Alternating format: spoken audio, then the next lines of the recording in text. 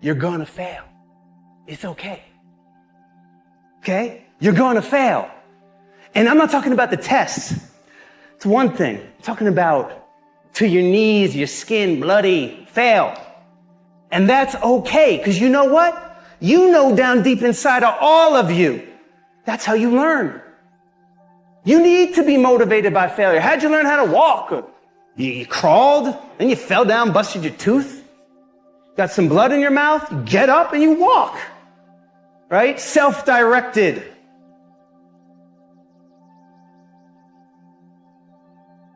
We're trying so hard in our lives to fit in. We try to fit into certain groups, certain frats, certain sororities, among certain friends.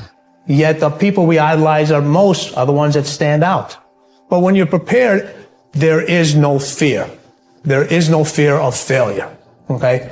Because even if you walked out of something and you feel like you failed at it, your preparation is so strong that you're going to take that failure and turn it into the outcome you desire. And most people stop at failure. Okay? We've all failed at things. I'm going to continue to fail at stuff. Right?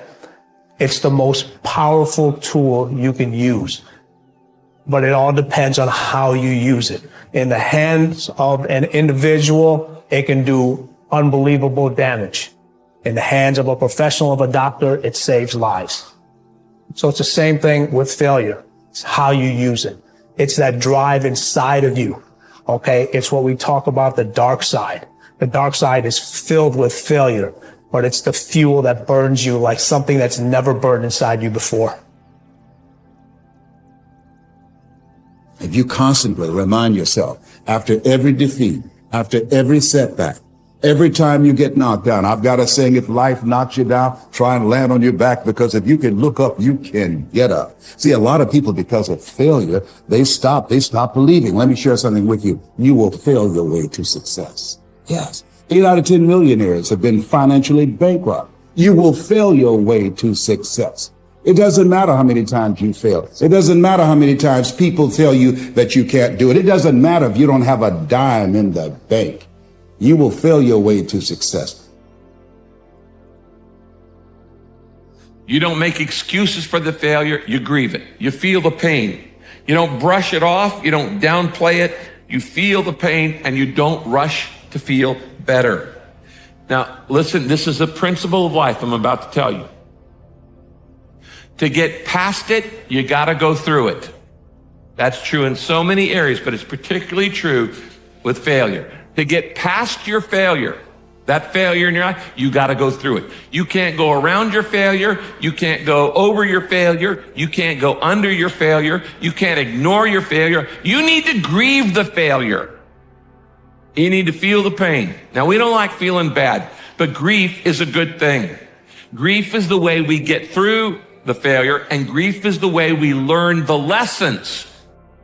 So often, we want to just, when we fail, we want to just forget it, push it aside, stuff our emotions, and then immediately go to the next thing. When you stuff your emotions, when you swallow your emotions, your stomach keeps score. It's kind of like, what if you took a can of Coke and you shook it up for a long time and then you put it in the freezer? What's going to happen to it? It's going to explode eventually.